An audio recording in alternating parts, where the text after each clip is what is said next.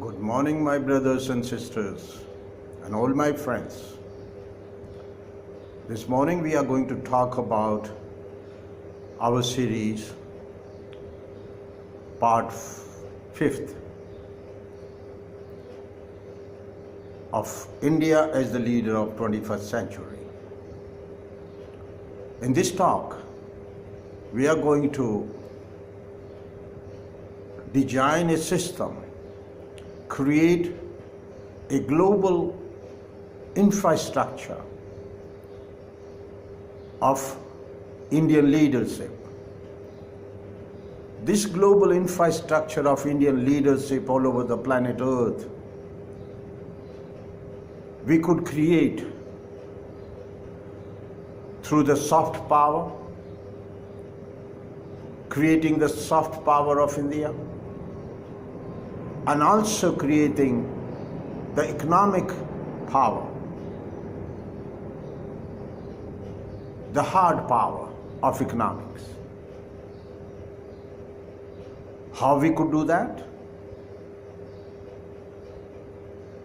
We have to make some amendments in the training of our Indian foreign services, our diplomats posted all over the globe, and we have to train them and make them aware about the great need of Indian leadership. When I talk about the Indian leadership of 21st century, I'm not trying to advocate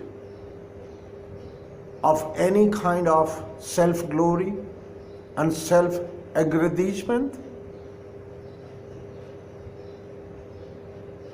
but I'm advocating for India, for the region, that there is no other country which has the cultural and the civilization strengths to save the humanity from the self-destruction. Because this is the only India which has all those cultural and civilizational strengths. So how could we create that infrastructure of the Indian leadership all around the globe, all around the planet? So our diplomats posted all over the earth, they must be very aware and must be very committed to create the soft power through diplomacy, through cultural exchanges, and also the economic power. Let me just give you in this part 5 how we could do that. I'm going to talk about the Indian farmer as the global farmer. As we know, that India is the only country which is the country of villages. The rural India is the real India. That's the real face of the nation. And the rural India is the remains of the Rishi Muni Sanskriti, the great Sanskriti, the great culture and civilization of those rishis and munis who used to retire to the countryside and who took the profession of farming to sustain and be self-sufficient for their needs. And This self-sufficiency was very much needed as part of the Swaraj, the part of the self-rule. To achieve the sovereign mode of existence, one needs to get over with the 5 biological needs of food, clothes, shelter, education, and medical care. So our rural India is not the India of any kind of economic problem, but it was a volunteer. It's not a victim. Our rural India was a way of life. According to the Indian civilizational values. And our India was self-sufficient and self-reliant. And this is what Mahatma Gandhi talked about, Gram Swaraj, the self-rule of the village. And our villages were very, very much advanced in all the wisdom and technology, and they were self-sufficient economically and happy with their culture and civilizational celebrations and values.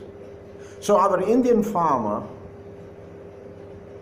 is ready to take up the leadership of the whole planet, from Indian farmer to the global farmer. And how could we do that? Our Indian government must negotiate with many countries all over the planet, whole of the African continent, the South American continent, Australia, even Canada. And I'm not talking in air. We have transformed the Canadian rural scenario. Our farmers migrated to Canada, to Australia, even into Malaysia, some of the places. And they have transformed the rural scene of the scenario of those countries. And even I've seen in New Zealand, in middle of nowhere, they have their own farms, the Indian immigrant farmers. We need to organize this sector to transform Indian farmer into the global farmer. And we could involve the corporate participation, our diplomatic organizations, to negotiate the deals of contract farming, and we could take the agricultural land for miles and miles in Africa, in South America, in Canada, in Australia,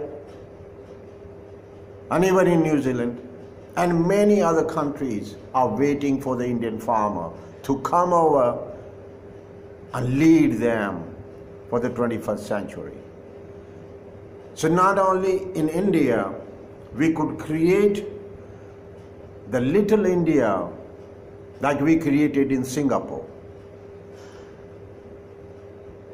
We created little India in Singapore. We could also create little India everywhere on the planet with the help of the Indian farmer. And our Indian farmer is competent enough. And believe me, if the need so arises, our Indian farmer will also form the cooperatives of each village. So one village forming a cooperative and getting the contract farming in Africa, believe me, they will transform the whole planet. The Indian farmers are the great farmers, and they have already proved it. Wherever they went, in the time of the British, they were very smart. They knew the power and competency of the Indian farmer, and they took them to Mauritius, to Fiji Islands, and they transformed those lands, those countries. And they are our little Indias everywhere. We could do it now again. And we transform the Indian farmer into global farmer. And that way we will create the soft power and economic power of our country, of India's leadership for 21st century.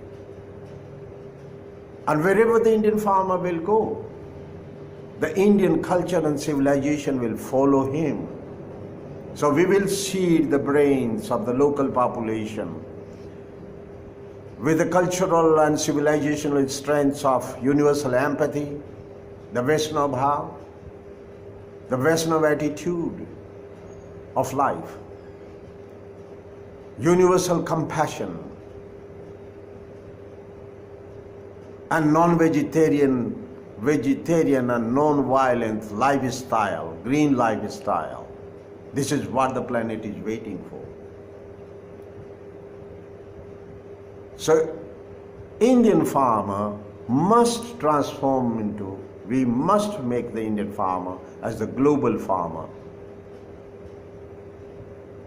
And we could create the contract farming all over the globe, and many countries are waiting for the Indian farmer to come and take over those virgin lands for the farming. And we could create another food supply. So we don't need to import from any other country, but we could import from our Indian farmers based in Africa, in South America, in Canada, in Australia.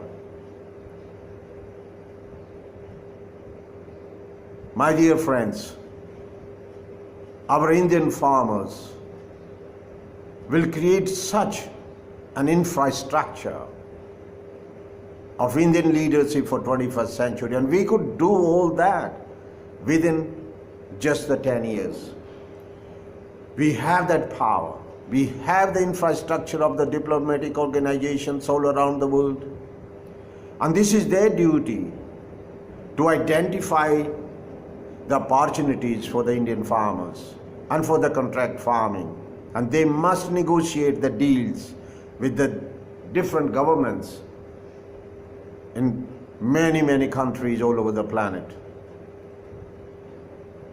And our Indian farmer will lead the way, followed by our engineers, followed by our doctors, and followed by our teachers, and followed by our security agencies, our retired army men, and our great Indian youth, the great software engineers, the great civil engineers. So our engineers and doctors, and our yoga teachers, and our Hindi teachers, and our Sanskrit teachers, and our teachers of Bharat Vidya will follow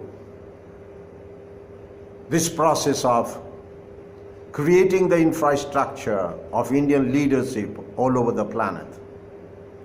We have the potential. We have all the resources. We have the manpower, the human resources, competent human resources, well-trained resources. Our doctors are the best. Our engineers are the best. Our graduates and our engineers from the IITs are the best in the world. So what we are waiting for? We have to take this step. And we must stand up and proclaim to take the high seat of 21st century leadership by India and create the infrastructure of our leadership, of the Indian leadership all over the planet. Thank you very much, and have a very, very beautiful morning, my brothers and sisters and my dear friends. Thank you very much.